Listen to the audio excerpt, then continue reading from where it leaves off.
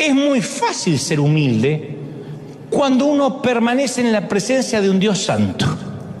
Muéstrame un tipo orgulloso, te voy a mostrar un tipo inseguro y alguien que no ora realmente. Porque arrodillarse y decir, Señor Jesús, acá estoy en tu presencia, dame, Señor, las multitudes y permite ir a las naciones y que la chiripiorca me agarre, eso no es orar. Orar es dejarse examinar por Él. Lo que más debe aterrarte es que vivas una vida playita, superficial, que diga, a mí me va bien, yo grandes problemas no tengo. Entonces déjame que te diga, dudo que tengas un propósito. Porque Dios no va a procesar a alguien porque sí.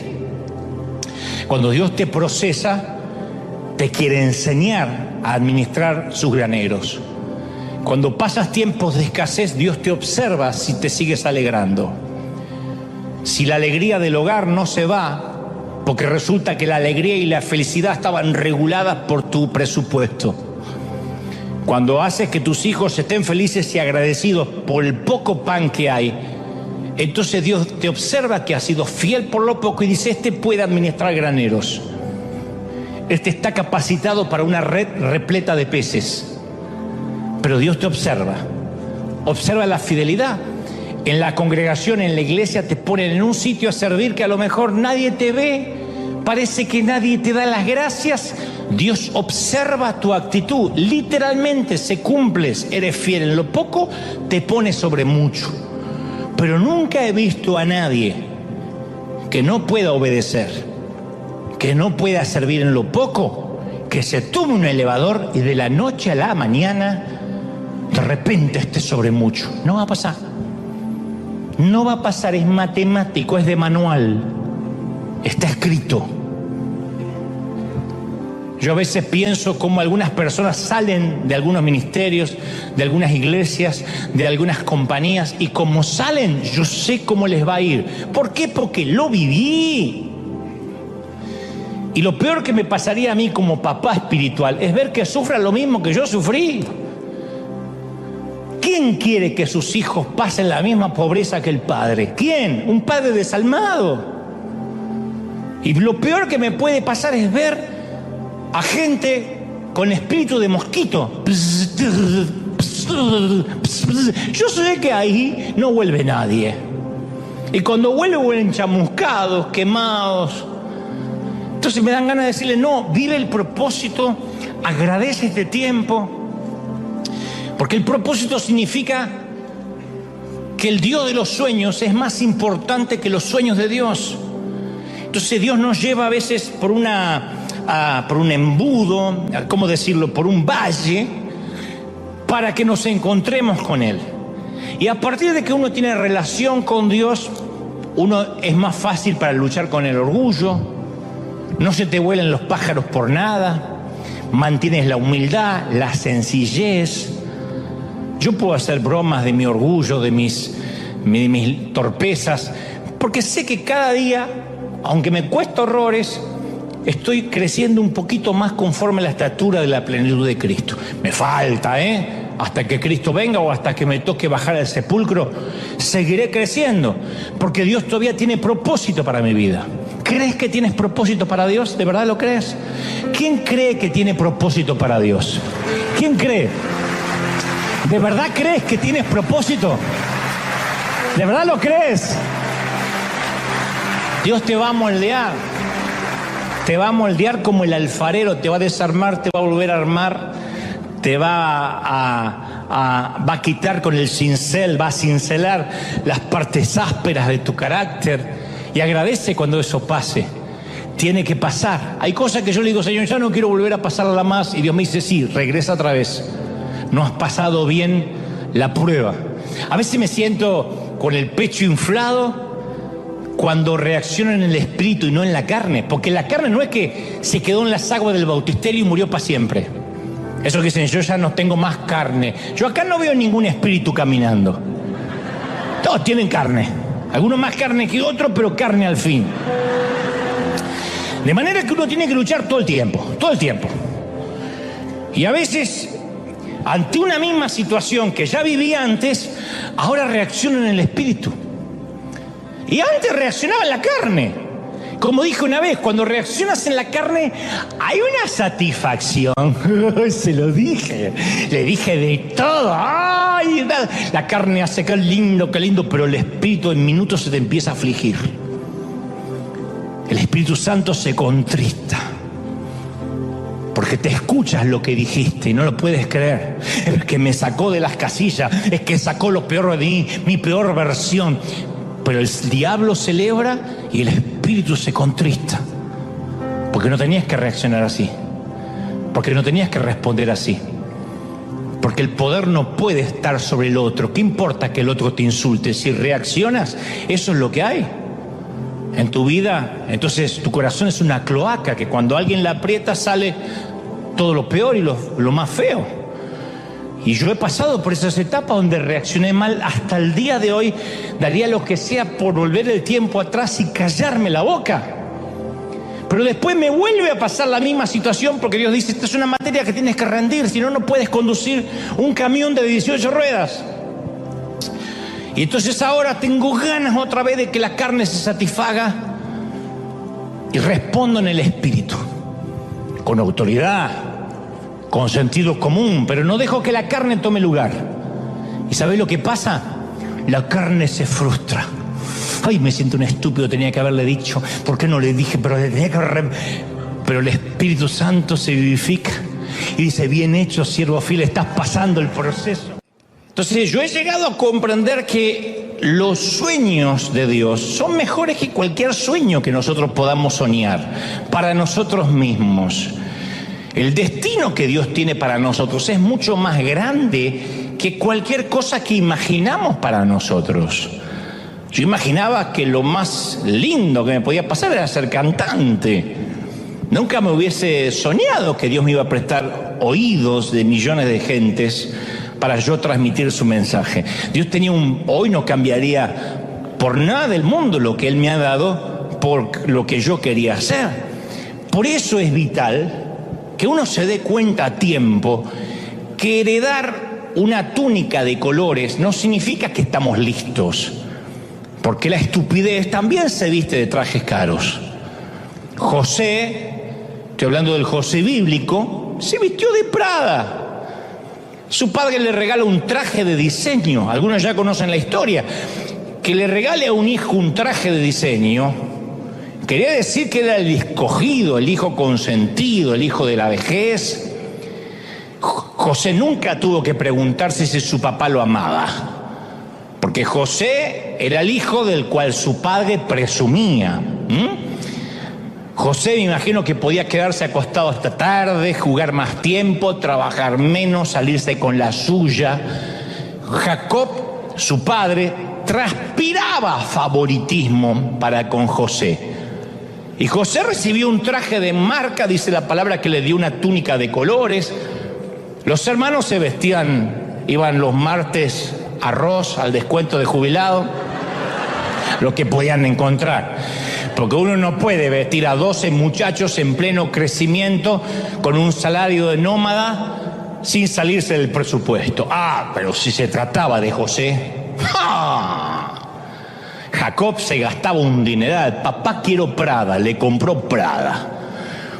En esos días la vestimenta era una expresión del estatus. Y José tiene un traje que lo hace especial y cree también que es un llamado, que es un hombre especial.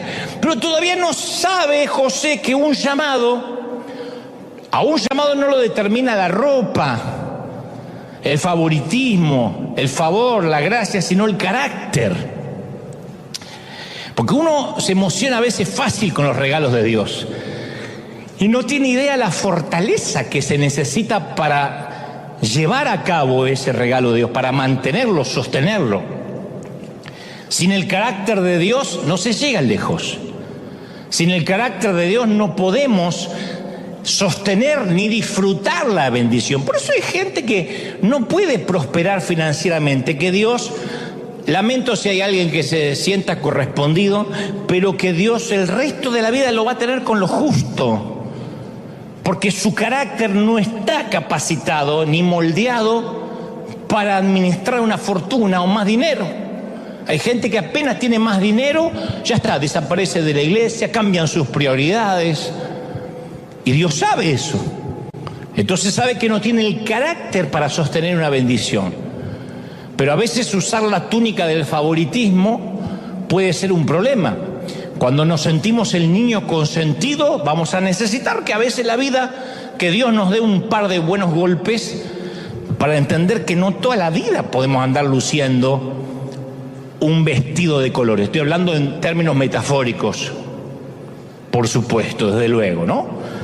Podemos crecer pensando que somos el manojo de cosecha más grande en medio de las pequeñas y sumisas, que somos el tapón del océano, la última Coca-Cola del desierto. Entonces cuando llega alguien más inteligente, más ungido, más atractivo, nos mueve el piso porque estamos inseguros. A veces queremos ser los únicos que se visten en Prada o de Prada. Y debajo de ese traje de diseño, a veces escondemos el temor de perder nuestra posición favorable, porque José no solo vistió una túnica, sino que también tuvo grandes sueños acerca de su destino. Y los sueños en la época de José simbolizaban algo profético. Estos sueños eran impactantes porque hablaban del futuro de José. Y uno podría pensar, bueno, José recibe esos sueños y tiene sentido común, se calla la boca, no lo cuenta. Pero no, el muchacho no tiene sentido común. Reúne a sus hermanos que ya lo envidiaban, porque estos se vestían en Ross y este andaba con su traje de Prada. Estos no tienen la túnica especial de él, ya lo odian, y el tipo les cuenta el sueño. Che, escuchen mi sueño, muchachos. Soñé que en un campo estaban todos los manojos de cosecha de cada uno, y de repente se levanta mi manojo de cosecha, mi gavilla se levanta más que la de ustedes. Y ustedes se reúnen alrededor de mi manojo y se inclinan. Esto quiere decir que un día voy a gobernar sobre todos ustedes. Yo voy a ordenar y ustedes se van a someter.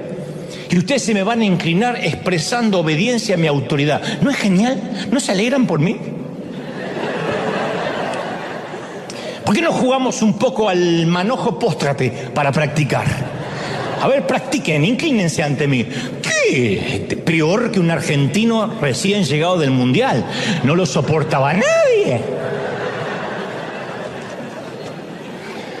Y el autor deja muy claro la respuesta de sus hermanos.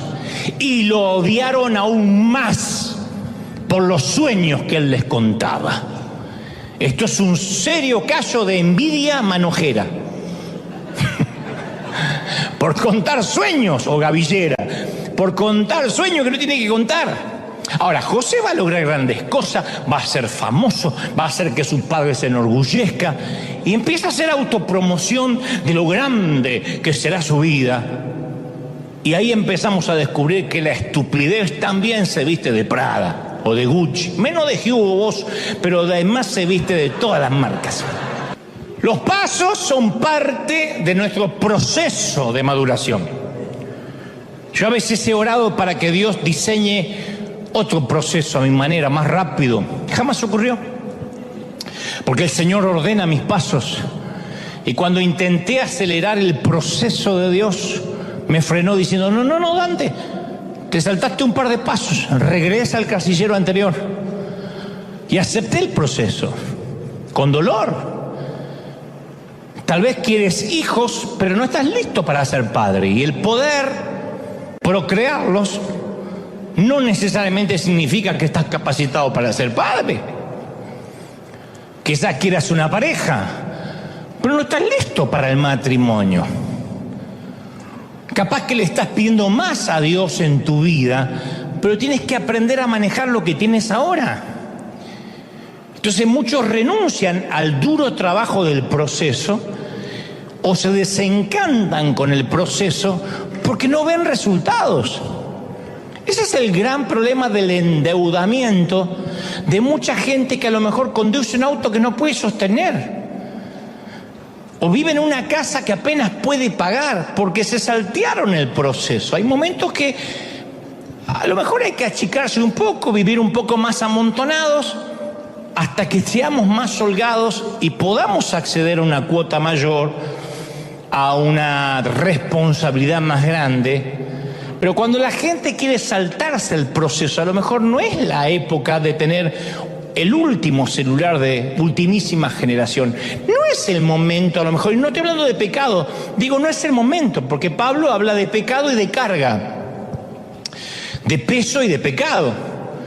Despojémonos de toda carga, de todo peso y de todo pecado. Entonces el pecado lo entendemos fácil, pero el peso es aquello que nos autoimponemos sin que nadie nos pida.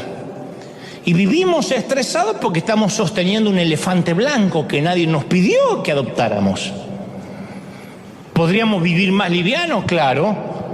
¿Podríamos esperar a estar mejor financieramente? Claro, pero de pronto nos llegaron tantas tarjetas de crédito con tantas ofertas que pensamos, esto en mi país no lo podía hacer nunca, lo voy a hacer acá. Y de pronto estamos atados a 50, 60, 70 años de deuda. Porque la estupidez también se viste de Prada. Y no nos damos cuenta que hay que esperar un crecimiento. ¿Cuánta gente no sabe que el roble que imaginaron está en algún lugar de la semilla que ahora recibieron? Pero todavía no es roble. Y cuando la vida no va por el camino que habíamos planificado, ¿cuál es la opción más fácil? Renunciar. Mandarnos a mudar. Bueno, este empleo, esta familia, no es lo que soñé. Yo había soñado a esta altura de mi vida grandes cosas, jugar en una liga más grande, así que ¿para qué ser fiel en donde Dios me puso? Mejor me salgo y me tomo el elevador. ¿Sabe cuánta gente se toma el elevador? Y dice, no, yo voy a hacer el camino más fácil. Porque siempre el atajo parece más atractivo. Pero cuando uno renuncia al proceso, produce gente que vive en un patrón de renuncia constante, gente que hace una cosa, fracasa, hace otra cosa, fracasa. Busquen a aquellos que intentan tomar un elevador, en 2 o 3 meses no saben más nada de ellos. Dicen que Dios le cambió el llamado, que ahora Dios le cambió la asignación, que es la manera de decir fracasé porque me apuré. El crecimiento ocurre cuando decidimos ser fieles a una situación que no nos gusta, que todavía no comprendemos, pero aquí se demuestra mi fidelidad. El proceso siempre precede, es antes del logro, siempre. Dios no comparte su gloria con nadie.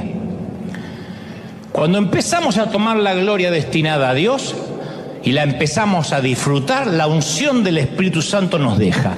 Es inmediato, como apagar el interruptor de una luz.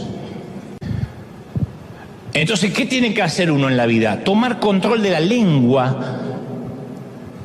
Decir, no tengo que hablar, que hable mi vida, no que hable yo. Porque si tenemos problemas con el alardeo, con la presunción, tampoco es un problema solo de la boca, de la lengua. Porque a veces parece que está centrado en la boca, decimos fulanita, menganito es bocón. Pero el problema comienza en el corazón. Jesús dijo eso precisamente en Mateo 12:34, porque de la abundancia del corazón, ¿qué habla? La boca, la jeta. Dice la versión Dante, habla hoy, de la abundancia del corazón habla la jeta. Eso es así. Mateo 15:18 agrega el Señor, pero lo que sale de la boca proviene del corazón, y esto contamina al hombre, no lo que entra. Lo que sale es lo que contamina. La Biblia deja claro que si tenemos problemas con lo que sale de nuestra boca, hay que echarle un vistazo al corazón.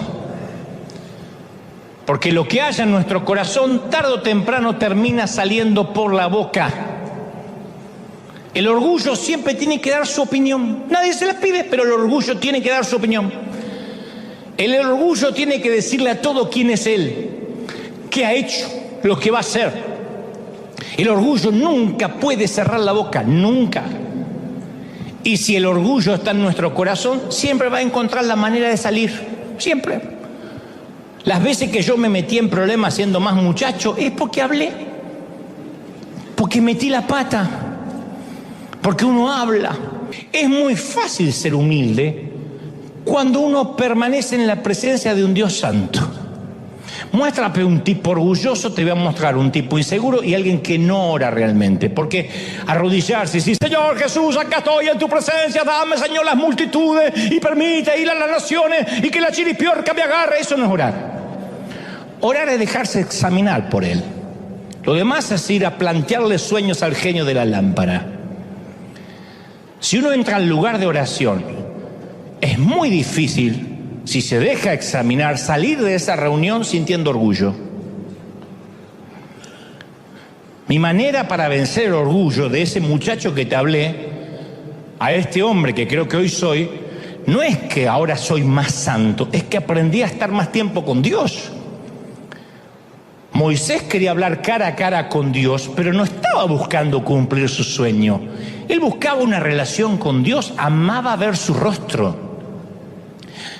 Moisés comprendió que era más importante el rostro de Dios que el sueño de Dios para su vida.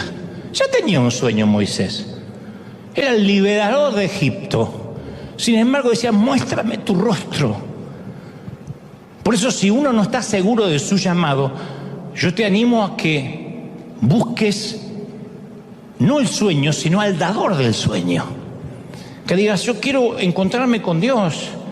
Cuando uno realmente tiene un encuentro con Dios, se le acaban las boberías, se le acaban las tonterías, porque no me mencionan, porque no me dijeron, pero que yo no figuré, pero debieron haberme dado las gracias al menos, no noté que me aplaudieron. Todo eso desaparece cuando uno está allí chiquitito ante la presencia de Dios. Dios nunca va a hacer algo que vaya contra el sentido común, que nos haga transitar por los rieles de la estupidez. Eso no es fe. Eso no es creerle a Dios y bajarse de la barca. Eso en ocasiones es simplemente no reconocer que a lo mejor este hombre quería dejar la fábrica y no quería trabajar más. A lo mejor quería amanecer todos los lunes a las 11 de la mañana sin que nadie lo molestara. Pero es más lindo, más glamoroso decir, Dios me está pidiendo que deje de trabajar. Ah, sí. Eso es como que Dios te pida, mata a tu suegra. Dios no lo va a pedir, aunque tengas muchas ganas. Y esa es una de las causas que los psicólogos llaman el fenómeno del impostor. Que después tratar de vivir una vida tratando de cubrir la baja estima, la inseguridad. En el caso de este muchacho, no quería hacer algo diferente a lo que ya venía haciendo. Él quería su foto en primera plana. A ese síndrome se le llama querer ser cabeza de ratón en lugar de cola de león. Hay gente que prefiere ser el jugador número 10, tener en la camiseta el número 10 en el Deportivo Barrial, antes que estar en el banco de suplente del Paris Saint-Germain. Hay jugadores que dicen, me llamaron de Europa. ¿Y dónde vas? Al Barça. Messi tuvo que estar tiempo en el banco. Ronaldo tuvo que estar tiempo, para los que conocen de fútbol, algunos están diciendo que yo miro béisbol. Bueno, son jugadores de fútbol. Ronaldo tuvo que estar meses sentado en una banca, pero estaba en un equipo europeo, en las grandes ligas, que es mejor que jugar en un partido, en un equipo pequeño de Portugal. Pero hay gente que dice, no, pero en Portugal, en Buenos Aires, en Caracas, en México, yo soy el número 10. El otro día hicimos un partido y ganamos 32-11. ¡Oh! ¿Viste esos partidos de solteros contra casados que ves 22 gordos corriendo que te da una lástima? El gordo hace así, mete la pelota y el arquero, como ya está cansado, dice, más sí, la próxima la atajo. Pero hay gente que dice, eso me gusta. Antes que jugar en las grandes ligas, Dios nos libre de ese estrechamiento neurótico de los vanidosos. Pero todos enfrentamos ese desafío, todos, Y nuestro Padre también nos da regalo a través de nuestro crecimiento. Pero José comete un gran error. Encuentra su identidad en el regalo que lo identificaba como el hijo favorito, en lugar de la relación con su padre que debió haber tenido, que lo hacía ser el hijo favorito. A veces el regalo es lo que nos empieza a dar identidad. Y como resultado uno termina perdiendo ese regalo. A veces uno puede cometer el error de quedar atrapado en el regalo que Dios nos ha dado. Entonces, si estoy sirviendo a Dios, me siento que Dios me ama. Por alguna razón me toca estar sentado y recibiendo, siento que ya la gracia y el favor se me fue. No. A menos que tome identidad de lo que hago y no de lo que soy. Es espantoso ver gente que a veces se va de una congregación a otra porque allá le van a dar un puesto o le van a dar algo para hacer. Y yo no digo que esté mal el deseo de servir, lo que digo es que cuando la motivación es tomar identidad de lo que hago, en lugar de la relación con mi Padre, entonces voy a terminar perdiendo el regalo. Porque uno puede asignarse identidad en el ministerio, en el servicio, en lugar de asignarse la identidad en el Dios al que decimos servir. ¿Me siguen, sí o no? Me miran con la carita así medio extraña, yo no sé si me están siguiendo.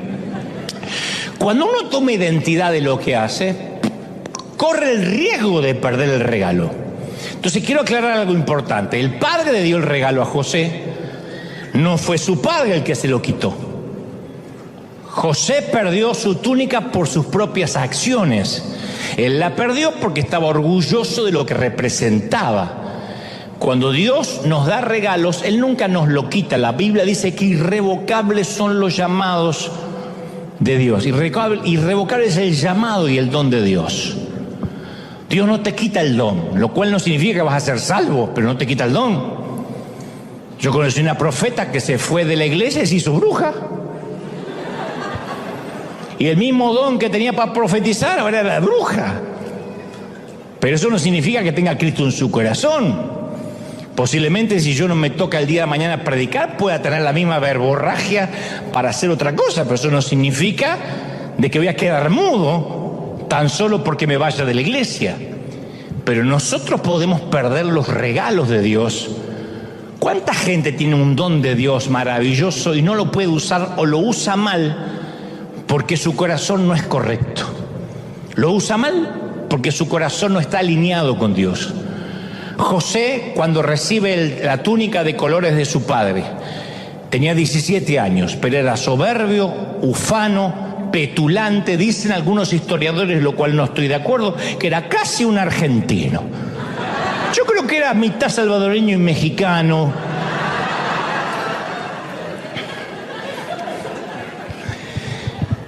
La Biblia dice que... ¿Cómo sé esto? Porque la Biblia dice que José apacentaba el rebaño con sus hermanos y traía un mal reporte de los hermanos. Yo no digo que los hermanos necesariamente eran unas carmelitas descalzas, por ahí eran malos tipos. Pero esto de que él traía un reporte malo de sus hermanos revela que José pensó de sí mismo como alguien calificado para hacer este tipo de juicio acerca del resto. Cada vez que uno hace un juicio del comportamiento de los demás, eso revela una actitud orgullosa de nuestra parte. Dios dice, tienes que cambiar. Sí, pero aquel, fíjate, está peor que yo. Ahora, ¿por qué Dios le daría un sueño tan grande a un muchacho de 17 años? ¿Qué la edad que se presume tenía José? ¿Por qué no esperar a que él fuera mayor, un poco más sabio, un poco más humilde? La respuesta es sencilla. Desde la túnica al trono siempre hay peldaños, escalones. Pero una de las razones por el cual el orgullo sigue apareciendo es que intentamos tratar con el fruto en lugar de ir a la raíz. Entonces cuando uno ve el orgullo en su vida, trata de sacar las tijeras de podar y decirme, tengo que cuidar un poco con lo que digo. Pero si uno no trata con la raíz del orgullo, va a continuar apareciendo y va a retrasar nuestro destino. ¿Cuál es la raíz del orgullo? Se llama inseguridad. La inseguridad es la raíz del orgullo. Si conoces a una persona orgullosa, conoces a una persona extremadamente insegura, que trata de enmascarar su inseguridad con grandes palabras pomposas, que en realidad es inseguridad. Siempre es inseguridad. No es solo esto freudiano, es bíblico. El que te dice Dios me va a usar de una forma explosiva, estoy tan ungido que me autoimpongo las manos y me caigo solo, es porque es inseguro. Está tan ungido que nadie le puede orar. Se ora solo y le agarra la tembladera. ¡Oh! Detrás de un orgulloso siempre hay un niño asustado. Siempre. Porque el orgullo es lo que la gente ve. Lo que sale por las bocas, lo que no vemos es la inseguridad en nuestros corazones. La inseguridad es la causa del problema. Por eso nunca vamos a poder tratar con el orgullo a menos que tratemos con nuestra inseguridad. Porque nuestra propia inseguridad es el combustible que pone a andar el comportamiento petulante. La inseguridad nos hace sentir que tenemos que hacerle saber a todos quiénes somos, lo que hemos logrado. Pero hay un defecto en esa lógica. Porque nuestros logros no es lo que nos hace valiosos. Nuestros sueños no nos definen. Nuestra identidad es que somos hijos del Rey, de Reyes. Eso es quienes somos. Eso somos. ¿Sí o no? Ahí uno cimenta la identidad. Y cuando lo estamos cimentados en la identidad de Cristo, ya el orgullo no tiene poder. No sé si notaste que el presidente, por ejemplo, de los Estados Unidos, no tiene que decirle a la gente que él es el presidente en ningún discurso. Puedes imaginarte al presidente entrando al salón diciendo: oigan, yo soy el presidente, el comandante en jefe en las Fuerzas Armadas, el líder del mundo libre. Él sabe que él es el presidente. No necesita decírselo a nadie. Jesús tampoco tuvo que decirle a nadie quién era él. Porque sabía exactamente quién era, por eso podía lavar pies. Decía: yo sé de dónde vengo y sé a dónde voy. Cuando Satanás tentó a Jesús, lo primero que intentó es crear inseguridad acerca de su identidad, si eres el Hijo de Dios. Y trata de tentar a Jesús para que demostrara algo. Y Jesús pudo haber dicho: sí, cómo no, no te lo voy a permitir, yo soy el Hijo de Dios. Dame un minuto, te hago un par de milagritos y vas a ver quién soy. En lugar de esto, Jesús dio un hermoso ejemplo de seguridad. Él se aferró a las palabras de su Padre, dijo: escrito está. Y todo lo que Dios espera hoy de nosotros es que nos apoyemos en Él, que nos apoyemos en esa verdad. Jesús lo declaró en Juan 15:5, dijo: separados de mí, nada podréis hacer, nada.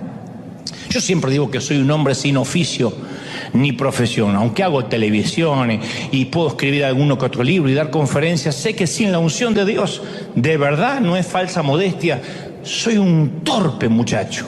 Bueno, ya no tan muchacho, pero torpe. Me sigo viendo joven todavía. Pero yo encontré un método muy fácil para mantener frescas estas verdades de la identidad de Dios: pasar tiempo con Dios. Parece algo infantil, pasar tiempo con Dios. Un conocido mío, cuyo padre es un reconocido ministro, decidió que tenía que tomar la posta de la sucesión ministerial, que tenía que ocupar los zapatos del padre, que tenía que ser el nuevo pastor porque su papá ya estaba anciano. Nadie lo presionó. Dudo que Dios lo haya llamado, pero como su padre le dejó el legado, le abrió las puertas que a otro le hubiese negado, no lo acuso de nepotismo. Digo que se le hizo más fácil que a otro. Él tomó eso como una confirmación de su llamado. Pasó más de una década tratando de ocupar el lugar de su padre, pero amargado porque se dio cuenta tarde de que heredar el apellido no significa heredar necesariamente el llamado. Si tu padre es arquitecto, no tienes que seguir la arquitectura necesariamente. Si tu padre es pastor, no significa que los hijos son pastores necesariamente y que nunca van a trabajar de otra cosa. Es fácil decir: mis hijos ocupan el púlpito porque me vieron de pequeño. Sí, pero a lo mejor no tienen llamado. El hijo quiere ser cualquier otra cosa.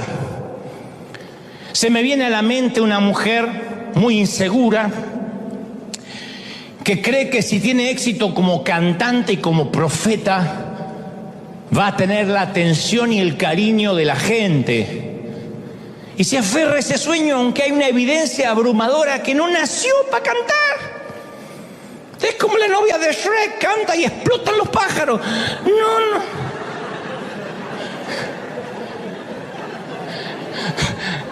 Dios no la dotó con esos dones. Pero ella se aferra a ese sueño. Y siempre que alguien trata de decirle que está cometiendo un error, le causa un dolor insoportable porque siente que la rechazan, que no creen en su llamado, que le quieren poner un pie encima. En el llamado de Dios no hay atajos, no hay elevadores. En el llamado de Dios nadie puede tomarse un elevador. ¡Uy, estaba acá y subí al 22! No pasa. Quien pretenda subir por un elevador está enamorado de la foto, de ver su imagen allá arriba. Y no puedes enamorarte de la foto sin pasar por el proceso. Dios sabe que una bendición demasiado pronto y sin proceso nunca es bendición. Una bendición que llega demasiado pronto nunca es bendición. Vayan a buscar la historia de los ganadores de la lotería. Especialmente si esos ganadores de la lotería no tenían donde caerse muertos antes de sacarse el gran billete. O los boxeadores que de una pelea a la otra se hacen multimillonarios. O futbolistas que firman un contrato astronómico, soberbio y sideral de la noche a la mañana y terminan con vidas disipadas, con vidas perdidas, porque no tenían el carácter para administrar, para sostener la bendición. Y la vida de José es una historia de buenas y de malas noticias. Es el consentido de papi, eso es muy bueno. Sus hermanos lo odian a muerte, eso es muy malo. Su papi le regala una hermosa túnica Prada, eso es muy bueno. Sus hermanos lo hacen trizas a la túnica, la cubren de sangre, simulan su muerte, lo venden como esclavo en un Egipto lejano, eso es muy malo. José se asegura un empleo equivalente a Silicon Valley en el Egipto con Potifar, un jefe rico, un magnate. Le cae muy bien a Potifar, así que se le concede mucho poder, le da un ascenso, trabaja en la oficina principal, termina haciéndose cargo de todo, es un gran empresario, aparece en la portada de Forbes. Además de todo eso, José es un hombre asombrosamente bien parecido a Tom Cruise, pero más alto, más guapo y argentino. Tiene todo. Todo esto es muy bueno. La esposa de Potifar está de acuerdo que es muy guapo, trata de seducirlo, eso es muy malo. José se resiste, eso es muy bueno.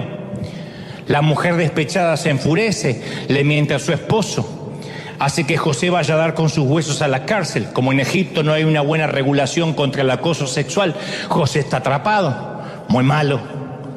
En la prisión conoce al mayordomo del faraón, interpreta su sueño, predice que el mayordomo lo van a dejar a salir en libertad condicional y se quedan de acuerdo que cuando éste salga en libertad condicional va a conseguir la libertad de José. Pero el mayordomo se olvida de José y él languidece en prisión, muy malo. Y uno se pregunta, ¿cómo termina esta historia? Lo que importa en las historias de buenas y malas noticias es cómo termina la última parte. Si termina con malas noticias, todo lo que haya pasado fue una falsa esperanza. Si la historia termina con buenas noticias, la historia entera queda redimida. No importa lo que haya pasado. Entonces hay una gran diferencia entre la fe y la necedad. A veces sabemos, estamos conscientes que estamos haciendo una estupidez, pero la disfrazamos con Dios me dijo, con Dios me llamó. Y eso es porque nos miramos al espejo de tanto en tanto y vemos un hermoso traje y pensamos que ya estamos listos para cumplir el sueño. Y nos olvidamos que la estupidez también viste de Prada, que la estupidez llega a los 40, a los 50, a los 60, a los 80. La estupidez no tiene límites y tampoco respeta edades y mucho menos niveles académicos. El Señor no envió a José a que fuera vendido como esclavo e incluso que fuera a prisión porque sí. Él estaba con él. Continuamente en las Escrituras, si ustedes leen la historia, van a decir, y Dios estaba con José. José estaba saturado de significado y de propósito. Una y otra vez dice, y Dios estaba con José en la cárcel, en la casa de Potifar, en el pozo, en la cisterna. José tuvo que aprender a vivir sin la túnica.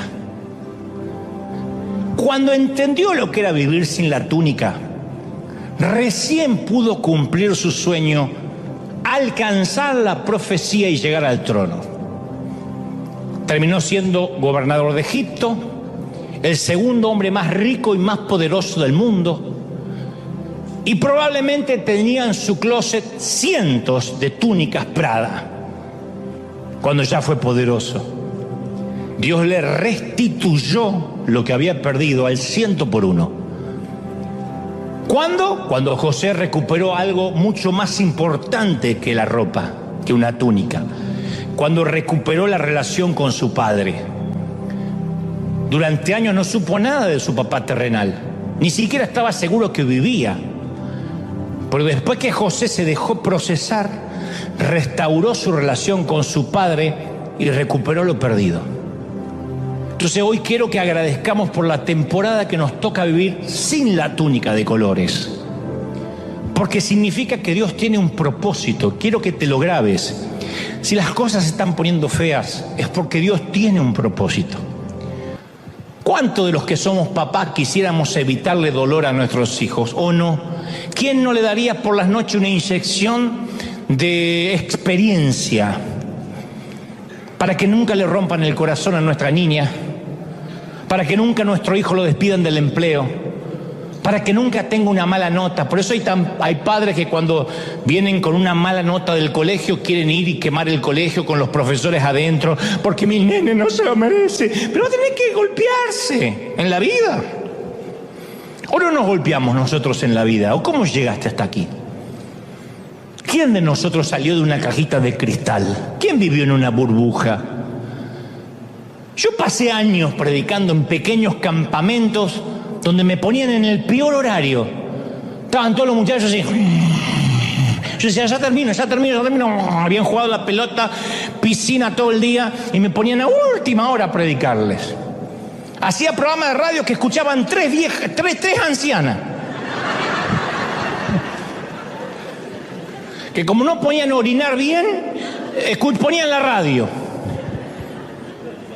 Yo no entendía que mientras que yo trataba de edificar un ministerio, Dios estaba tratando de edificar a un hombre. Hoy, años después, por ejemplo, en River tenemos un orden, una excelencia, todo está cuidado, el servicio es detallado, minuto a minuto. Y hace poco un colega me dijo, nuestros servicios son más espontáneos. Mis mensajes, dice, son hasta espontáneos. Yo prefiero fluir en el espíritu. Dice, yo sé cuándo comienzan los servicios, pero nunca sabemos cuándo acaban. Pensé que yo iba a decir, mirá qué ungido. Y yo le dije, yo te felicito, pero una nave como River necesita un alto nivel de organización, de logística. Ya no podemos darnos el lujo de ser una iglesia de barrio a merced de las hormonas de su pastor. Pues yo soy muy delicado para decir las cosas. Y yo no, la iglesia no puede ser según mis hormonas. Hoy tengo ganas que ¿cuántos creen de que hoy nos vamos a las 3 de la tarde? Amén. Y no hay segundo servicio y ustedes lo que planificaron no sirve. Parece muy espiritual, pero yo digo siempre, cuando más manejamos, más nos debemos preparar. Cuando más deseemos, más necesitamos del proceso. Entonces, si yo conduzco un auto compacto, puedo hacer una maniobra rápido de último momento, pero si quiero conducir un camión de 18 ruedas, yo tengo que prepararme para el giro. Entonces, Dios no va a darnos cosas grandes hasta que no aprendamos a manejar las cosas pequeñas. Y este colega mío, mientras que siga teniendo servicios hormonales, dudo que alguna vez tenga una mega iglesia. Porque Dios no le va a decir, bueno, pero cuando tengas miles seguramente vas a respetar los horarios. Ahora eres un despadroso, pero cuando tengas miles, seguramente el servicio va a terminar a una hora prudente y te vas a preparar en lugar, no sé por qué estoy diciendo esto. Pero volvamos a nuestro José, dejemos a mi amigo en paz. Las Escrituras dicen que sus hermanos lo odiaban por causa de sus sueños, Génesis 37:8, y por causa de sus palabras.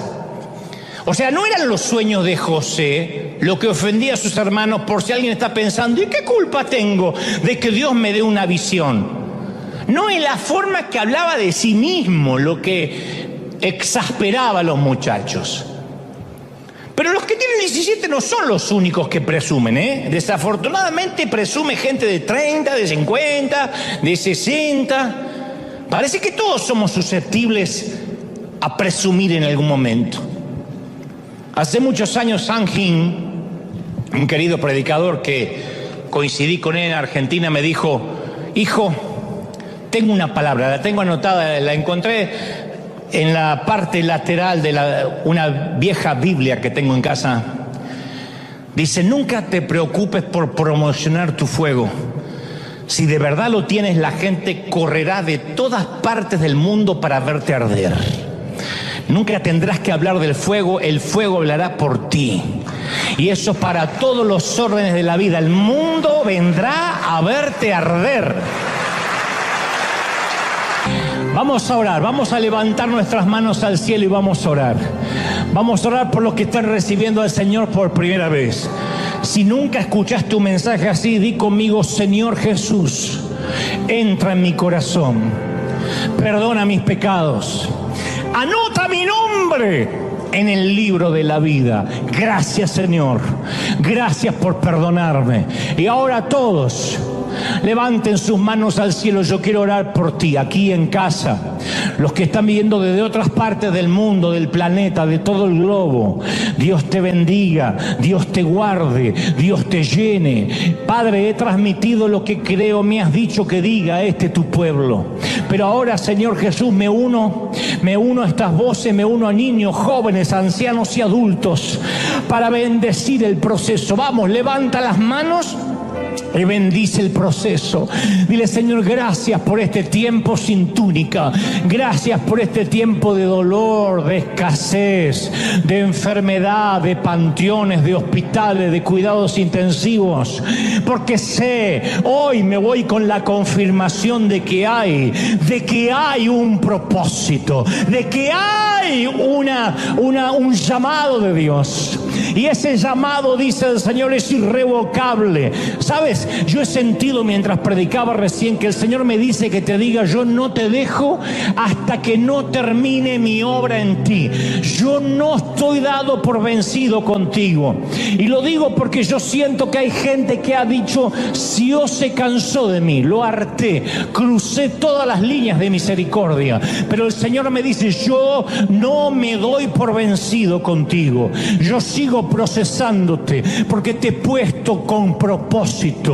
Y como a José, yo te voy a poner en sitios donde yo he soñado para ti, donde he determinado que te llevaré, donde mi gloria abrirá caminos, donde los cielos se abrirán delante tuyo, donde toques, pises, camines. Ahí estará mi bendición. Pero he aquí viene el tiempo del proceso, y el proceso está en ti, porque yo trabajo con tu carácter, trabajo con tu temperamento, dice el Espíritu. Padre, gracias por esta tarde, por esta mañana, tarde o noche, en cualquier parte del mundo. Levantamos las manos al cielo y adoramos. Adora conmigo, iglesia amada. Dios ha hablado hoy con su pueblo. Dios ha hablado no solo con River, sino con los que pertenecen a este río de todas y cualquier parte del mundo. Amados consiervos pastores, amados líderes, cómo los ama el Señor ahí en cualquier parte del mundo. Bendigo a aquellos que están luchando con una congregación pequeña, han soportado divisiones. El Señor me ha dado desde hace semanas una palabra para ustedes. No se entreguen, no se rindan, no baje los brazos. A veces un saneamiento, una limpieza, una liberación de las arterias de la gracia trae un nuevo mover. No retengas a los que yo he quitado, dice el Señor. No te preocupes por los que yo me llevo, porque dice el Señor, yo estoy preparando el terreno para lo que va a venir sobre tu congregación.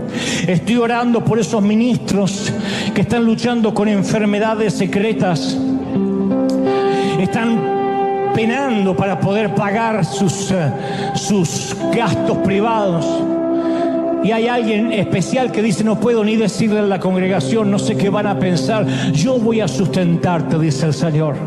Pero estoy preparándote porque muchos de mis hijos, muchos de mis siervos los he perdido. Han perdido la sensibilidad conmigo, dice el Señor, a causa de que les di prosperidad. A causa de que sus cuentas bancarias se llenaron. Perdieron la sensibilidad, perdieron la dirección, dejaron de buscarme. Pero yo estoy contigo, empeñado en darte propósito, y tendrás lo que tendrás para administrar, porque yo no te dejo, dice el Señor, y te quiero en mi presencia todos los días. Vamos, levanta las manos, adora, adora, adora. Padre, he hablado lo que me has dicho a este tu pueblo, a este tu ejército, a estos obreros de primera línea. Gracias, gracias por esta mañana. Mayo, mes de bendición. Vamos, levanta las manos y declara que mayo se abren los cielos para ti, se abren los cielos para tu familia. Te bendice el Señor, te bendice en todas las cosas. Mayo de gloria, mayo de bendición, mayo de cielos abiertos. Padre, lo creo, lo declaro, lo confieso. Te damos gracias. Seamos bendecidos en el cuerpo, en el alma y en el espíritu. Amén y amén. Gloria al Señor. ¡Aleluya! Que Dios te bendiga, José. Hasta el domingo que viene. Bendecido, bendecido. Chau, chau, chau, chau, chau.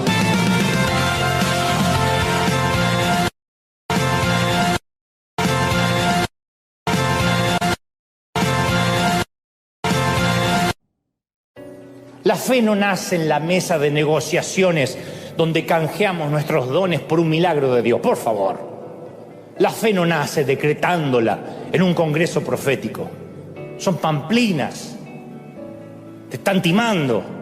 La fe tampoco nace pactando por un milagro. Son patrañas de alguna maratónica para robarte el dinero.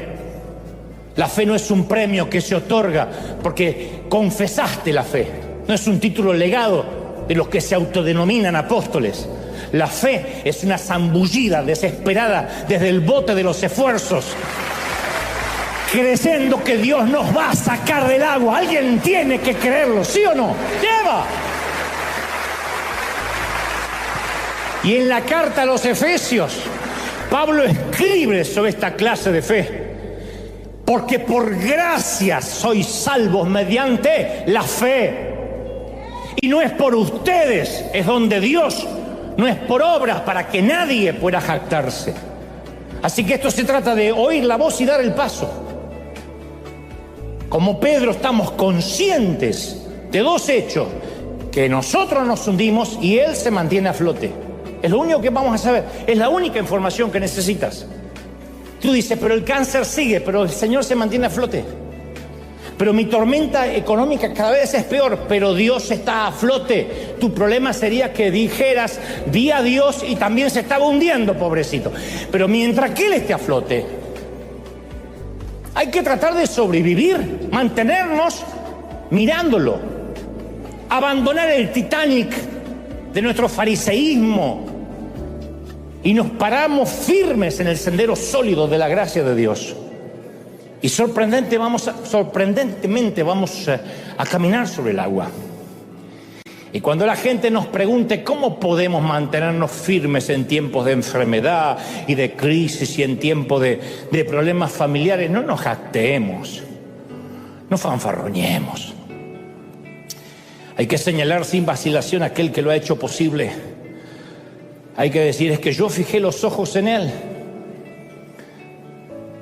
Cantar, fija tus ojos en Cristo, tan lleno de gracia y amor, y lo terrenal sin valor será a la luz del glorioso Señor. Fija los ojos en Él todo el tiempo. Algunos, a diferencia de Pedro, nunca miran atrás y lo celebro.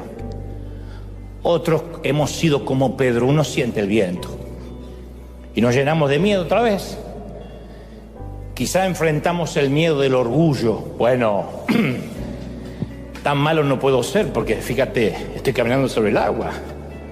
Fíjate lo que puedo hacer. Quizá enfrentamos el viento del legalismo. Bueno, sé que Jesús está haciendo parte de esto, pero yo hago el resto, yo cuido mi propia santidad. Sin embargo, la mayoría de nosotros enfrentamos todos el viento de la duda. Soy demasiado pecador para que Él me rescate. No merezco que me salve la vida. Y nos hundimos más profundo en culpa. Algunos abrimos los ojos y lo único que vemos es oscuridad. Tratamos de respirar y no hay oxígeno. Y tratamos desesperadamente de volver a la superficie. Y con nuestras cabezas apenas fuera del agua, tenemos que tomar una decisión. El arrogante se pregunta, voy a salvar las apariencias. Así que prefiero quizá ahogarme en el orgullo. Sí, es una posibilidad. O clamo pidiendo por ayuda y me tomo de la mano de Dios y me meto el orgullo en el bolsillo. El legalista se pregunta, ¿voy a hundirme bajo el peso de la ley? ¿O abandono la doctrina y por una vez camino por gracia? Bueno, conocemos la decisión de Pedro. Dice que cuando él empezó a hundirse, clamó, ¡Señor, sálvame! Inmediatamente Jesús lo levantó. Cuando Dios no aparece de la manera que pensábamos, sentimos que entonces esto no es de Dios. Y cuando se tarda más de lo que calculamos o especulamos o decretamos o confesamos o creímos que iba a tardar, pensamos que tampoco es Dios.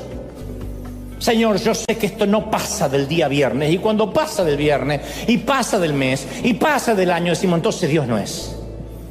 Porque estamos tan cansados y tan exhaustos que lo único que vemos a veces es un fantasma en la oscuridad, fantasmas en la oscuridad.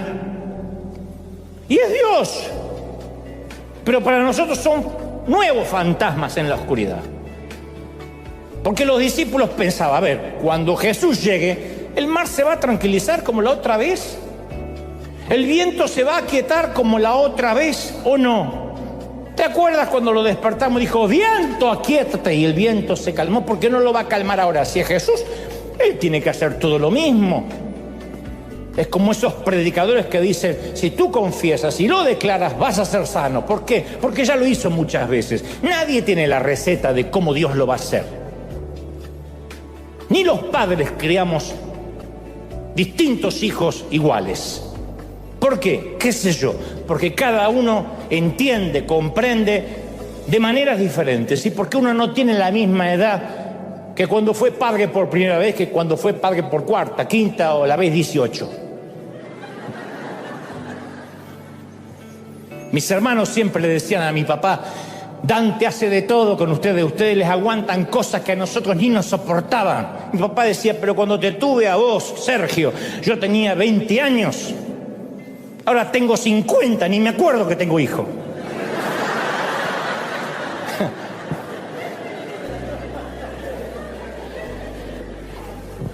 Y el primero uno lo quiere quedar perfecto y le quiere dar todo y leerle cuentos y que vaya. Y después del quinto se vaya. Ahí tenés el iPad, fíjate ahí. Mamá, ¿qué significa googlear? Googlear. Busca en Google, ¿qué me preguntás? Y bueno, y cuando pensamos, cuando Jesús llegue, el médico va a decir que el cáncer desapareció. Yo confieso que el próximo análisis el médico va a decir, estoy sorprendido, no hay nada. Y el médico viene y dice, no, sigue creciendo, hay metástasis. Y ahí vemos fantasmas, no vemos a Dios. Porque si Dios fuera, ya ¿Por qué no puedes sacar el cáncer de golpe? ¿Por qué necesitas sacarlo de a poquito o que yo sufra? Si esto es de Dios, el banco me va a llamar y va a decir, Señor, perdona su deuda. No sé quién apretó un botón de LED y justo su deuda. Y el banco dice, no, vamos a ejecutar. Y uno dice, no, eso es un fantasma, este no es Dios. Porque Dios va a obrar como yo escuché, que dicen, no sé qué pasó, acá me dice que usted tiene 0 deuda. Y a veces las deudas así no funciona, tenemos que pagar hasta el último peso, refinanciar y pedir prestado y embarcarnos más. Yo he tenido desde milagros a que la deuda fue pagada por alguien de golpe y he tenido que pasar años pagando una deuda. El problema es que cuando por buscar la fogata, el fuego, nos perdemos la vela, cuando por querer oír el estruendo pasamos por alto el susurro y creemos que ese no es Dios. En el mar de Galilea nada había cambiado, todavía rugía la tormenta, el viento seguía chillando, el bote se tambaleaba y en el medio del tumulto oyen la voz, dice, que a la 4ª vigilia de la noche, esto es entre las 3 y las 6 de la mañana, no sabemos cuándo fue, pongámosle 4 de la madrugada, cuando más oscura está la noche, Jesús vino a ellos andando sobre el mar, andando sobre la tormenta no se calmó. Les quería decir, yo soy el Cristo que puede caminar sobre tu tormenta, no necesito calmarla para que me creas. Yo puedo caminar sobre tu crisis, puedo caminar sobre tu dolor. Y les dice, valor, soy yo, no tengan miedo. Y ellos viendo a Jesús, o sea, no es que ya pensaron que era un fantasma, viendo a Jesús, dice las Escrituras, que andaba sobre el mar, tuvieron pánico, miedo. Entonces, ¿por qué no viene Jesús? Si no es un juego, si esto es serio, ¿por qué no aparece? Preguntas, insisto, que todos nos hemos hecho en algún momento. ¿Y por qué? En el hospital, tratando de ver una luz de esperanza en la costa. ¿Quién no estuvo en el hospital? Y a veces se sufre más en la sala de espera que estando dentro, en la sala de cuidados intensivos, donde uno está medio drogado y no sabe ni dónde está. Pero los que esperan afuera, los que esperamos afuera, ¿cuántas veces hemos visto o hemos tenido la esperanza de ver una luz en la costa, hemos reprendido y decretado y oramos todo lo que se nos ocurre, leímos la Biblia y confesamos en fe? Porque aparte uno tiene esa sensación de que sabemos que Jesús sabe lo que nos está ocurriendo. No somos ateos. Decimos, yo sé que Dios sabe lo que me está pasando, que está consciente de la tormenta que me aflige. ¿Y por qué no aparece? ¿Por qué no lo vemos en ninguna parte? ¿Por qué hay que esperar tanto? ¿Por qué hay que esperar que perdamos la casa? ¿Por qué hay que esperar que nuestro hijo corra peligro? ¿Por qué hay que esperar que se disuelva la familia y él no aparece? Y ahí es cuando nuestro corazón, dije al principio, se empieza a endurecer. No lo estoy justificando, simplemente es una realidad. Porque nuestras oraciones comienzan a salpicarse con preguntas a Dios, hasta hechas con rabia. Yo he orado con rabia muchas veces. Di que Dios me tiene paciencia y dice, este cabezón no sabe que lo estoy procesando. Pero yo he orado muchas veces con rabia. Señor, si no lo haces, nunca más te voy a servir. Oh. Y Dios se quedó preocupado meses. Pero uno se pregunta, ¿dónde está Dios y por qué me hace esto? ¿Por qué? ¿Por qué me hace esto? No estoy diciendo que provocó la tormenta, pero ¿por qué me deja solo? Entonces la piedra del dolor golpea la ventana de nuestro corazón y todo lo que vemos es la espalda de Jesús subiéndose al monte. Y duele, caramba que duele. La pregunta de los muchachos era, ¿qué esperanzas tenemos de sobrevivir a la tormenta de esta noche? Y la nuestra es: ¿dónde está Dios cuando mi mundo está embravecido? ¿Dónde está Dios cuando el enemigo parece demasiado grande, la tarea demasiado pesada, el futuro demasiado incierto y las respuestas demasiado pocas? ¿Dónde está? Y esto es lo que quiero compartirte, que quiero que jamás te olvides. Lo explicaré en un momento, pero quiero que no te olvides de este axioma, de este proverbio, de este tótem. Jesús sabe cómo te sientes. Lo diré otra vez. Jesús sabe cómo te sientes. Jesús sabe cómo te sientes. ¿Lo oíste? Lo grabaste. Y ahora sí, para que esta frase no sea un cliché, una frase hecha solamente, un eslogan, para que la frase tenga peso, te cuento lo que le pasó a Jesús en un solo día antes de la noche de la famosa tormenta. Vamos a retrotraernos en el tiempo un poquito, como hacen las series de Netflix o las películas que de pronto hacemos un flashback y volvemos hacia atrás el mismo día de la tormenta, pero temprano, cuando comenzó el día, para que pensemos y entendamos a priori por qué Jesús se fue a la montaña y los dejó solos. Yo he aprendido que a menudo la fe es la hija del miedo. Yo lo he aprendido así. Nunca me lo enseñaron, lo aprendí a los golpes. La fe es la hija del miedo. Pedro, por ejemplo, sabía lo que esa clase de tormenta podían hacer. Era pescador, más que cualquier otro. Era un viejo lobo de mar. Y había oído historias, había visto los naufragios, conocía las viudas de los pescadores. No hay una sola semana en que no había un funeral en las costas de Galilea por algún barco que se dio vuelta o naufragó. Y él sabía que la tormenta podía matar y quería escapar de ella desde las 6 de la tarde.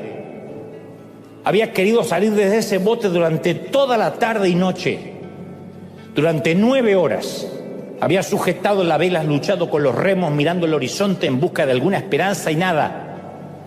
Estaba empapado hasta el alma y cansado hasta el último hueso. ¿Estuviste ahí? Yo sí. No en el bote, pero sí empapado y cansado hasta el último hueso. Cada fuero más íntimo de mí algún día no pudo más. Cada átomo de mi ser estaba agotado. Así que si ahora vemos a Pedro en esta escena y lo vemos a los ojos, vamos a ver la cara del miedo. Pero este miedo nacería, de este miedo iba a nacer un acto de fe, que es lo que siempre pasa.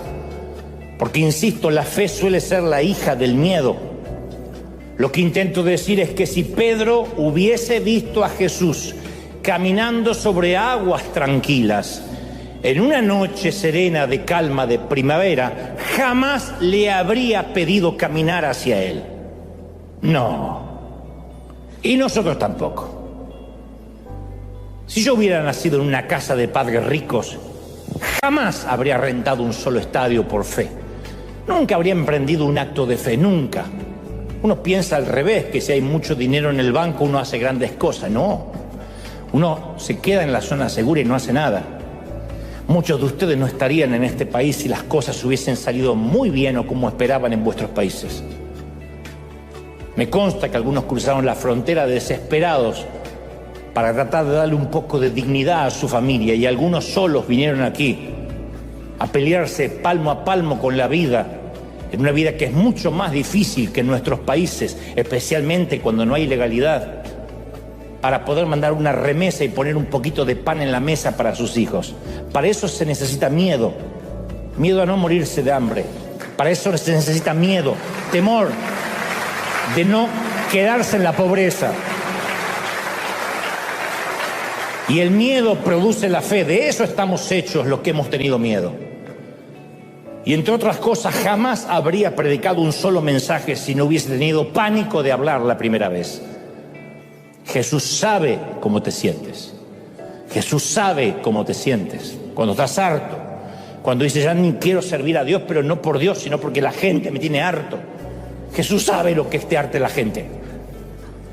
ay, Jesús a María. No, Jesús también se hartaba, porque había gente como nosotros, pesada, neurótica, loca.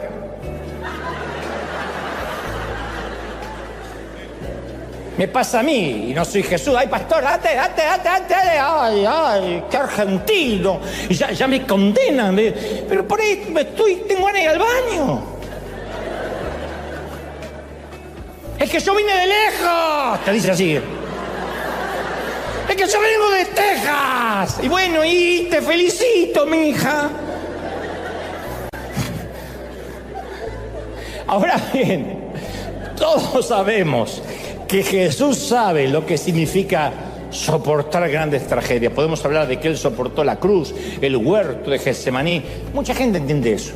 Pero por alguna razón nos cuesta creer que Jesús también sabe lo que es lidiar con el estrés, con el surmenage, con los días difíciles. Él también sabe. Quizás esa sea la razón por lo que este día, el día completo y la tormenta está registrado en los 4 evangelios, en todos. Ninguna otra cosa aparte de la crucifixión lo cuentan los escritores de los evangelios. Ni el bautismo de Jesús aparece en todos los evangelios, ni su tentación, ni siquiera su nacimiento en detalle. Pero los 4 escriben sobre este día. Es como si Mateo, Marcos, Lucas y Juan supieran que algún día nos vamos a preguntar si Él nos entiende. Y ellos proclaman en grandes letras: Jesús sabe cómo te sientes. Jesús sabe lo que es el estrés diario. No es que Jesús está en el nivel guerras, en el nivel conflictos de Medio Oriente, y lidiar con hijos y con nietos y con un esposo que no se baña no es algo que Él haya dejado de contemplar. Yo recuerdo que cuando yo era chiquito, muy chiquitito, yo veía a mi papá como un gigante. Mi papá nunca fue un tipo alto, pero como yo era chiquito, para mí era un gigante que podía alcanzar sin esfuerzo todos los frascos de mermelada y de dulce y todas las galletas que estaban en lo alto de la alacena. Él no tenía que buscar un banquito ni poner su vida en riesgo como hacía yo para alcanzar las galletas. Y yo solía pensar, qué fácil debe ser la vida allá arriba. Él no sabe lo que es vivir acá abajo. Esa es una frase que jamás podremos decirle nunca a Dios, nunca. El escritor de los Hebreos 4:15 dice: porque no tenemos un sumo sacerdote que no puede compadecerse de nuestras debilidades, sino que Él fue probado y tentado en todo, según nuestra semejanza, pero sin pecado. Él pasó por todo, por todo, por todo. O sea, nos quitó el derecho a decir, jaja, qué fácil debe ser Dios la vida allá arriba, ¿verdad? Porque tú no sabes lo que es vivir acá abajo. Sí, Él sabe lo que es vivir acá abajo. Él sabe lo que se siente estar acá abajo. Lo sabe, no se ha olvidado. Intercede por nosotros. Entonces, Él vivió las tensiones de todas las formas, sin excepciones. Por eso simpatiza y empatiza con todo lo que sentimos. Porque un político se pone un casco e inaugura una fábrica. Un cristiano lleva una bolsa de comida al indigente. Un general del ejército una noche se sienta a comer con los soldados rasos como si fuese un recluta más. Porque los 3 están intentando comunicar: me identifico con ustedes, puedo entenderte, puedo ser como tú. Ergo, hay un problema. Los empleados de la fábrica saben que el político se va a quitar el casco apenas se vayan los fotógrafos y la prensa. El indigente sabe que el cristiano va a dejar la bolsa de comida, va a decir Dios te bendiga, y se va a ir a su casa, donde lo espera un hogar con una cena caliente. Y los soldados están conscientes que por cada comida que el general se sirve en el comedor de los soldados, tienen manjares en el cuartel de los oficiales. La participación del político, del cristiano y el general son parciales. Es parcial esa participación. La participación de Jesús en nuestra vida es completa. El escritor de la carta a los Hebreos afirma con claridad que Jesús compartió completamente nuestra experiencia. Yo sé que cuando predico de ver a Jesús con ojos nuevos, hay muchos evangélicos que me detestan visceralmente, lo sé, me lo hacen saber, me mandan sus felicitaciones. Me llegaron.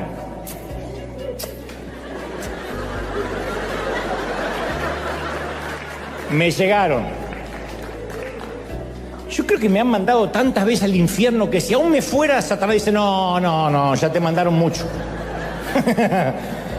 Porque es más atractivo limpiar las manchitas del altar. Nos sentimos más seguros con un Jesús que se parezca más a un héroe de DC Comics. Jesús, cuando caminaba por esta tierra, termina de predicar, despide a la multitud para subirse a un monte a descansar, tener un momento de meditación, no sin antes enviar a sus muchachos, a sus discípulos, a navegar. Vayan a navegar, yo después los alcanzo.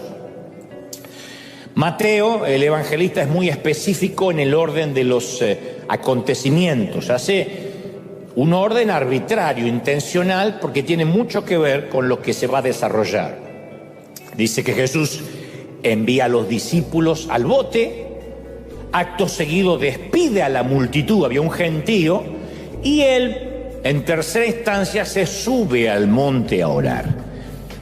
Era ya tarde cuando esto ocurre, presumiblemente y probablemente serían las 6 p.m., las 6 de la tarde, cuando empezó a rugir un viento furioso.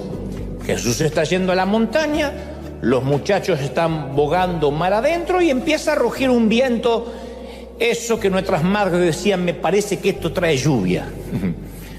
Notemos que Jesús mandó a los discípulos que enfrentaran la tormenta solos, que no es un tema menor, y esto es lo que tenemos que tener en cuenta.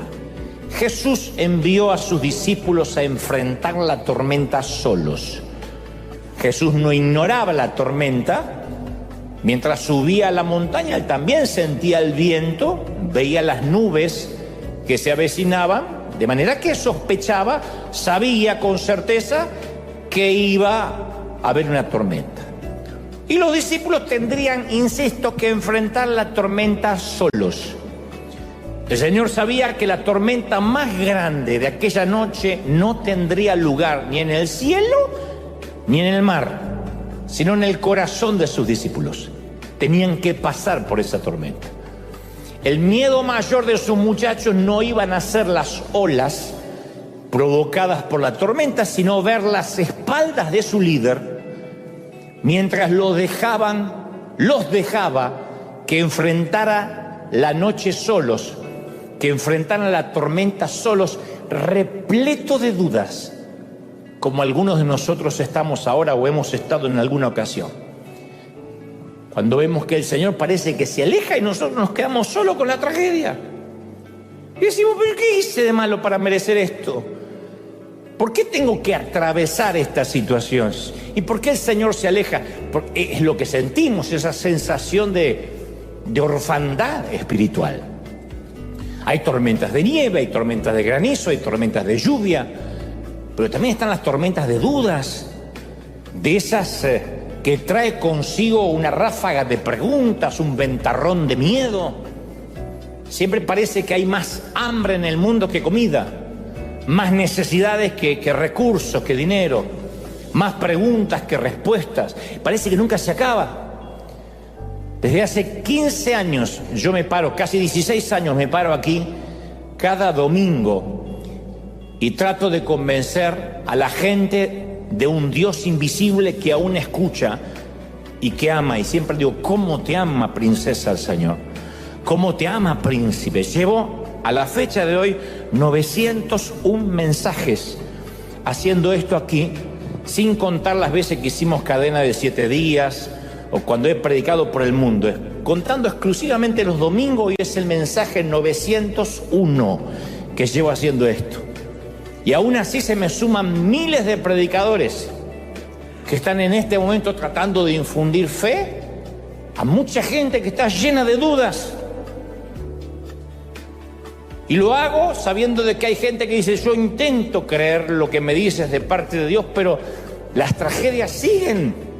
El mundo, mi mundo está colapsado. No estoy hablando de que necesariamente estemos preocupados por la guerra de Ucrania, por el conflicto de Medio Oriente, sino que literalmente tenemos un caos en nuestro mundo y decimos, yo siento como que el Señor me dio la espalda, no importa los años de cristiano que tengamos. También me consta que hay algunos pocos dotados con una fe sobrenatural, y si tienes este don, puedes levantarte e irte ahora mismo y volver el próximo domingo, porque este mensaje no es para ti. Hay gente que dice, no, yo justamente vine con la chiripiorca ungida. Bueno, hay gente así. Si es así, este mensaje no es para ti. Pero como te dije al inicio, mensaje es para aquellos otros cuya mente parece que nunca descansa y que nos hacemos preguntas complejas y a veces como para tirar la toalla, literalmente. No es que seamos maníaco depresivos, sé que la vida nos golpea, no nos da tregua, a veces nos deja en la lona y la mente no descansa, como dije. Fue el miedo a no tener nada que perder lo que me trajo a mí hasta aquí y la mayoría a ustedes. Un lago tranquilo siempre nos invita a quedarnos en la barca, y si no, pregúntenle a varios de vuestros hijos, que algunos tienen edad, no quieren arriesgarse, no quieren hacer nada, porque papi y mami me mantienen, porque al cabo me deprimo si no me consigo el nuevo celular. La generación de cristal tiene que ver con gente que nunca ha tenido miedo de perderlo todo, pero pone un hombre ante la disyuntiva de una muerte segura y una muerte probable y se decidirá por la segunda opción. Pedro sabía que quedarse en el barco era muerte segura, bajarse era muerte probable. Ningún acto de fe nace en un mar tranquilo. Muéstrame a un hombre, a una mujer que hace un acto de fe y te mostraré a alguien que no estuvo en la marea baja. Moisés no alzó la vara a la orilla del Mar Rojo porque ya se estaba abriendo o lo esperaba una lancha. Naamán no se sumergió 7 veces en un río pantanoso porque una recomendación médica.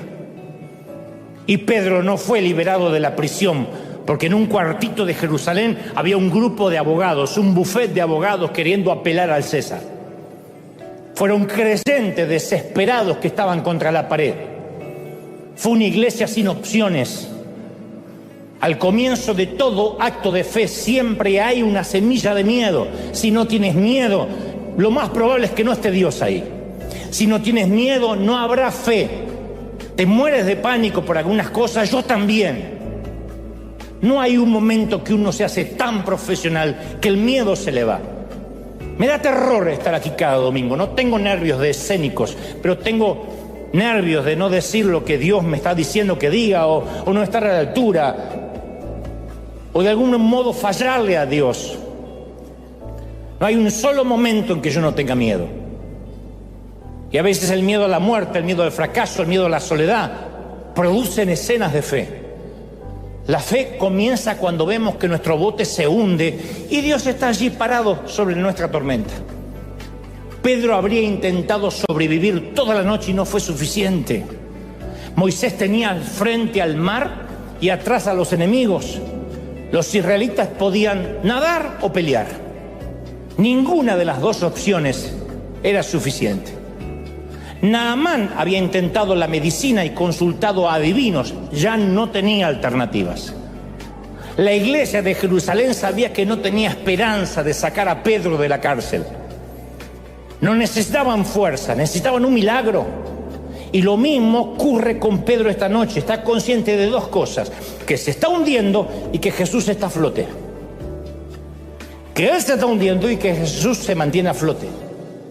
Así que está muy claro de qué lado quiere estar. Pedro dice: si eres tú, manda que yo vaya caminando hacia ti sobre las aguas. Andrés lo mira y dice: ¿qué? Que vaya sobre las aguas. Sí, te escuché, pero ¿qué? Pedro no está probando a Jesús.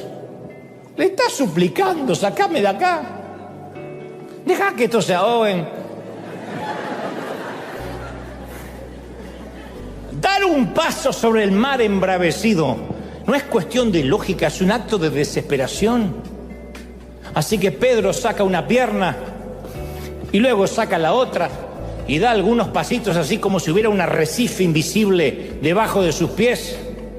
Y al final del cordón de rocas está el rostro luminoso de un amigo que significa vida, mucho miedo y un acto desesperado de fe. Este mensaje de hoy va dirigido especialmente para aquellos que alguna vez a través de la ventana de nuestro corazón pudimos ver a Dios de una manera diáfana, de una manera lozana, clara, especialmente cuando esa ventana de nuestro corazón, insisto, estaba intacta, transparente. Hubo un momento en nuestra vida, una temporada en que podíamos ver a Dios de una manera muy vívida. Los vidrios de nuestro corazón, siempre hablando en términos metafóricos, obviamente, estaban limpios, impolutos, y creíamos que ya conocíamos a Dios.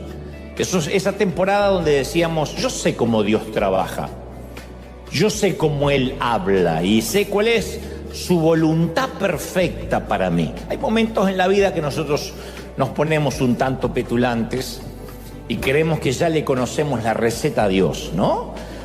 O que Dios es un menú y nosotros tenemos la receta y decimos, yo ya sé cómo Dios habla, yo ya conozco la voz de Dios. O sea, somos cristianos, pero sin muchas sorpresas, sin nada inesperado, sin sobresaltos. Sabíamos que Dios tiene una voluntad perfecta para nosotros y siempre, insisto, nos parecía que sabíamos bien cuál era y nunca nos movíamos de ese centro. Pero después llegó la temporada en que esa ventana del alma se agrietó. Vino una piedra, la rompió y la hizo añicos. Estoy hablando de ese inesperado guijarro del dolor que llegó a pesar de que hacíamos las cosas bien, de que amábamos a Dios, que creíamos que nuestra relación con Él estaba intacta. Esa piedra pudo haber sido una que nos lanzaron cuando niños, aquella vez que papá se fue de casa y nos abandonó. O quizás nuestro corazón infantil absorbió el impacto, siguió adelante, pero se terminó de romper durante la adolescencia. Durante la adolescencia hicimos catarsis de todo lo que nos había pasado durante la niñez y pasamos una temporada de rebeldía que no se terminó con la adolescencia, que perdura hasta hoy, porque hay dolor por algo que nos sucedió de manera imprevista. O tal vez cuando la ventana de nuestro corazón se hizo trizas, ya éramos adultos y llegó en forma de una llamada telefónica, a veces de la estación de policía, del hospital, un diagnóstico médico, un mensaje de texto, una carta certificada con los papeles de la corte, lo que sea cuando sea que haya sido, la piedra nos alcanzó inesperadamente y cualquiera haya sido la forma de esa piedra, el resultado siempre es el mismo. Una ventana, ¡pac!, que se hace pedazos. La piedra golpeó el panel de vidrio y lo destruyó. Y el golpe resonó, retumbó en los pasillos de nuestro corazón. Y desde ese preciso punto de impacto se creó una telaraña de piezas fragmentadas. Y de repente Dios ya no fue fácil de ver. El mensaje va dirigido a aquellos que dicen, a partir de aquel infortunio, la visión que yo tenía de Dios ya no fue tan lozana, de pronto cambió. Tratamos de ver a Dios después de la tragedia o después del golpe o del piedrazo, pero la figura como que está distorsionada, como, insisto, como tratar de ver a través de un parabrisas o de un vidrio roto. Siempre se ve distorsionado el paisaje. Y se nos hizo muy difícil ver a Dios por encima de nuestro dolor. Es muy difícil a veces ver a Dios por encima de los fragmentos de nuestra herida. Fundamentalmente porque estamos llenos de preguntas y razonamos, si Dios me amara, no debería haber permitido ciertas cosas en mi vida. ¿Por qué las permitió? Por muy maduros que seamos, siempre decimos la frase, las tragedias no deberían estar en la agenda del Señor. No lo puedo entender cómo un Dios de amor permite eso. Estoy hablando de divorcios, de cáncer, de enfermedad, y ni hablar de abusos infantiles que los sufren niños de familias cristianas. Y uno se pregunta, ¿y por qué? Y desde el momento que esa piedra golpea, el vidrio se transforma en un punto de referencia para nosotros. Y tenemos preguntas como se hicieron los discípulos durante aquella tempestad que se desató de repente, porque apenas Jesús se separa de ellos, se meten en la barca, en el botecito, y la tormenta empieza. Y todo lo que veían eran cielos negros, mientras que ellos trataban de remar en el estropeado bote, remaban en una travesía de pesadilla. Se transformó de 0 a 100 en una pesadilla. Enormes vientos levantando crestas blancas de espuma en un mar de horror. Pesimismo que no permitía ver la orilla, oscuridad que hundía la proa, nubes que parecían humo pesado. Y los relámpagos parecían la batuta de un director de orquesta que daba las órdenes para que retumbaran los timbales del trueno, así que cada relámpago presagiaba un trueno que los hacía estremecer. Pero no era un trueno romántico, era un trueno que daba vuelta el barquito como una cáscara de nuez. Y el mar parecía un tazón en las manos de un gigante con Parkinson. Y por momentos quedaban suspendidos en el aire y un segundo después ¡bum!, caían de bruces en el valle del agua furiosa. A los que les gustan los rides, les gusta subirse a las montañas rusas de los parques temáticos, saben que todo está controlado, que por más que casi queden pata para arriba, está controlado. Cuando estás en el mar, yo conocí a alguien que estuvo embarcado en alta mar porque pertenecía a la escuela de mecánica de la Armada en Argentina, y me decía, cuando la tormenta se pone recia, en el mar, no hay uno que no le ore o no le rece